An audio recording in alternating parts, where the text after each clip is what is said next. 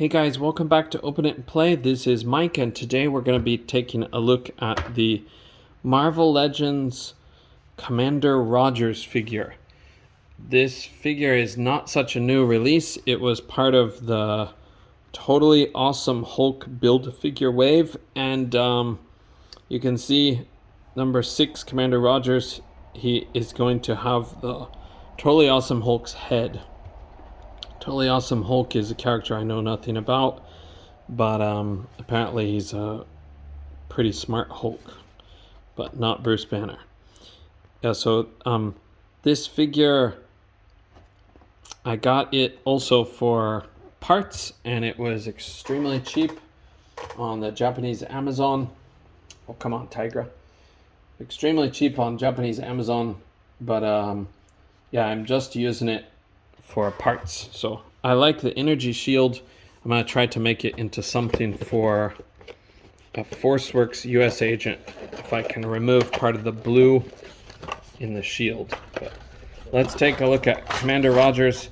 This figure is also from the set that didn't come with plastic, for the packaging. So the inside is this kind of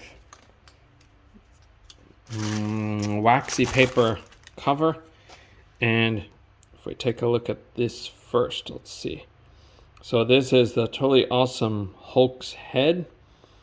I'm not sure, but he kind of looks like a goofball, or he kind of looks like a, I don't know, maybe a bit of a fool or a bit of a smart aleck. He reminds me of some people I went to university with, but anyway. And then we have this energy shield, which is the main reason I got the character or the figure. So I'm going to try to remove the blue part and use it as an energy shield for ForceWorks US agent. Jeez, I can't talk. Okay, and then the figure himself is wrapped up in here. I think Commander Rogers' version of Captain America is when he's on the SHIELD team, and I think that this is the inspiration for a great movie, which is Captain America the Winter Soldier. I'm sorry, this thing is screwing up when I'm trying to autofocus. Okay, there we go. Yeah, so this guy's costume really reminds me of the Winter Soldier's costume. Unfortunately, I'm not a big fan of the artwork that was used as the inspiration for this head. So the head doesn't look that cool to me. But you can see his legs are just a little bit off. I don't know if that's just mine or they're all that way. But it seems to be his right leg is taller, longer than his left leg. So it makes him kind of off kilter, off balanced. But let's take a look at the figure a little bit closer. So he does have these brown highlights to his costume. I could say low lights to his costume, but they are a nice effect to make it look a little more military. And then he has these stripes on the sides of the costume, which I think are kind of weird because it just reminds me of the UK or the British flag more than the American flag, but maybe there's something in the story that has something to do with that, but I doubt it. But anyways, he's a pretty good looking figure overall, and the paint that's applied to mine is pretty clean. It does have one tiny scuff mark here, but it's overall pretty clean. It's not the thickest. Oh man, sorry, it's not very clean. It's not the thickest paint application, so I think they should have run another 1 or 2 more times over this guy. It would have looked better. But the silver buckle looks nice, and I like this little belt. I like his gloves. He does have these little rubber bits to make his gloves look more realistic. It's just a pretty cool design for the costume, I think. Sadly, no boot swivel. It's a totally missed opportunity. But if you ask me, I think they did it on purpose that way. So, okay, let's take a look at the posability. So it can look up that far, down that far. Okay, he's got more, he can cock his head more. He's got more attitude than the Cyclops figure that I just reviewed earlier. His head is on the usual disc hinge with a ball joint on top. Fits on nice and snug. Okay, his arms will go all the way around, but he has no butterfly joints.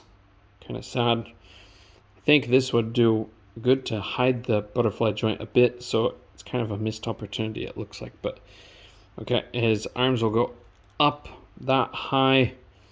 He's got bicep cut, double jointed pinned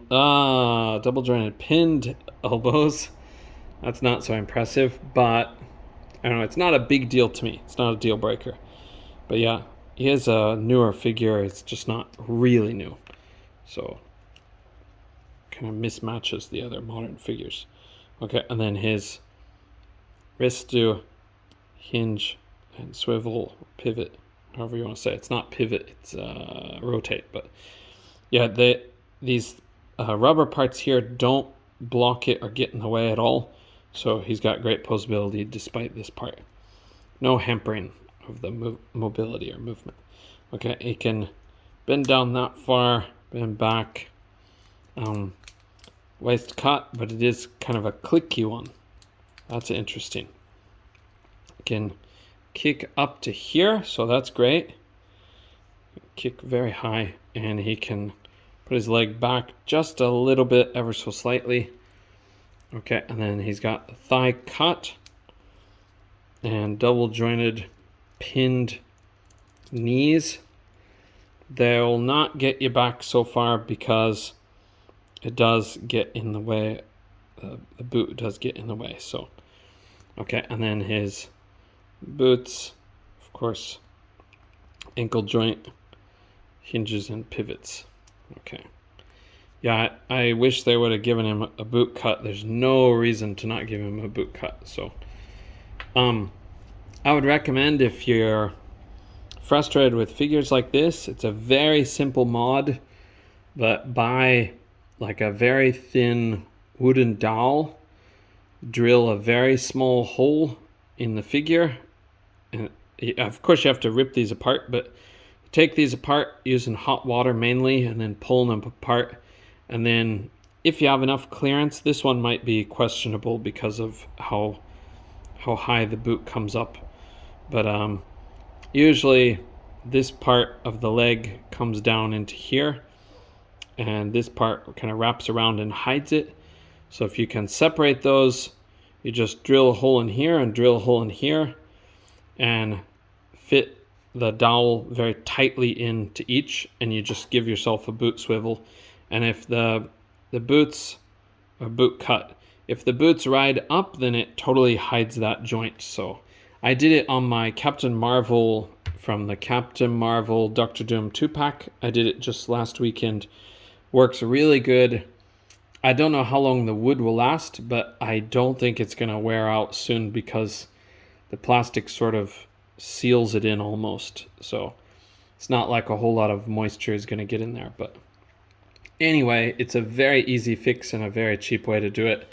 And from my experience, wood works better than metal because the metal is so hard, it tends to stretch out the plastic easier, and wood seems to be tight, or stays tight, so stays tight longer. Okay, anyway, so that's the Commander Rogers figure. I think he's a very good figure for the price I got him at, but that was ridiculously cheap. But a few touch-ups on the paint, would probably bring you to a more satisfactory look. But yeah, I think he's pretty cool looking figure. So Anyway, I'll compare real quick. He does seem to stand a little bit tall, so he's actually slightly taller than Iron Man, it looks like, from where I'm at. On camera, it looks like Iron Man might be just a little bit taller. But here he is next to that Kulu World skeleton. And we'll bring in, how about, instead of Iron Man, let's put him next to Moon Knight. Okay. Yeah, so pretty cool looking figure. Can't beat the price that I got him at, so.